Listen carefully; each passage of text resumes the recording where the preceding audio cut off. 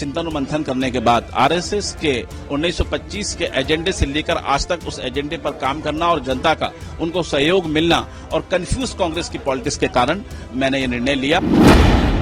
कैसे देंगे बीजेपी? आप मुझे जानते नहीं है या मेरे बयान आपने पढ़े नहीं। आप अगर मेरे पुराने बयान देखेंगे तो मैंने कभी संघ की बुराई नहीं की और मैंने तो ये भी कहा जब दिग्विजय सिंह जी ने ये कहा था कि आतंकवादी संगठन के रूप में संघ काम करता है तो मैंने उनका पुरजोर विरोध किया था और मैं अपने बड़े भाई आदरणीय बंटी साहू जी और मोदी जी के प्रत्याशी को जिताने के लिए काम करूंगा।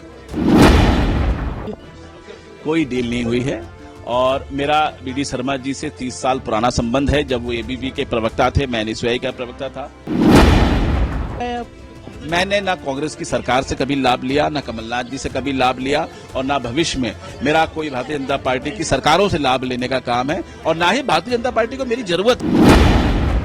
मध्य प्रदेश में बीजेपी का मिशन 2024 लगातार जारी है। खासतौर पर छिंदवाड़ा पर पूरा फोकस है। छिंदवाड़ा से जो कांग्रेस के नेता और कमलनाथ के बेहद करीबी माने जाते हैं सैयद जाफर आज बीजेपी में शामिल हुए हैं। उनसे बात करेंगे क्या कारण रहा कि इतनी लंबी राजनीतिक पारी खेलने के बाद अब बीजेपी में आप आए? सबका साथ सबका विकास मोदी जी का जो नारा है, उसी नारे का चिंतन और मंथन करने के बाद आरएसएस के 1925 के एजेंडे से लेकर आज तक उस एजेंडे पर काम करना और जनता का उनको सहयोग मिलना और कंफ्यूज कांग्रेस की पॉलिटिक्स के कारण मैंने ये निर्णय लिया कि मैं मोदी जी के परिवार में शामिल हूं। लेकिन लगातार आप आरएसएस की बात कर रहे हैं और जब तक कांग्रेस में रहे आरएसएस पर ही कई आपने ऐसे गंभीर आरोप लगाए, तो अब उनकी सफाई कैसे देंगे बीजेपी? आप मुझे जानते नहीं है या मेरे बयान आपने पढ़े नहीं। आप अगर मेरे पुराने बयान देखेंगे तो मैंने कभी संघ की बुराई नहीं की और मैंने तो ये भी कहा जब दिग्विजय सिंह जी ने ये कहा था कि आतंकवादी संगठन के रूप में संघ काम करता है तो मैंने उनका पुरजोर विरोध किया था और मैंने कहा था कि संघ जो है वो राष्ट्र हित का काम करता है, वो कोई आतंकवादी गतिविधियों में शामिल नहीं होता। इस प्रकार के आरोप लगाकर दिग्विजय सिंह जी मध्य प्रदेश की जनता को गुमराह करते हैं। अच्छा, कमलनाथ और नकुलनाथ के लिए लगातार आप वोट मांगते रहे, इस चुनाव में अब आप उनके विरोध में वोट मांगेंगे तो किस तरीके से छिंदवाड़ा की जनता के सामने जाएंगे? मैं किसी के लिए खिलाफ वोट नहीं मांगूंगा। मैं अपने बड़े भाई आदरणीय बंटी साहू जी और मोदी जी के प्रत्याशी को जिताने के लिए काम करूंगा। एक चर्चा लगातार छिंदवाड़ा में भी चल रही है कि बड़ी डील हुई है आपको बीजेपी में लाने के लिए। कोई डील नहीं हुई है और मेरा बीडी शर्मा जी से 30 साल पुराना संबंध है। जब वो एबीवी के प्रवक्ता थे, मैं एनएसयूआई का प्रवक्ता था। बंटी जी के साथ में पिछले 15-20 साल से राजनीतिक और पारिवारिक संबंध है।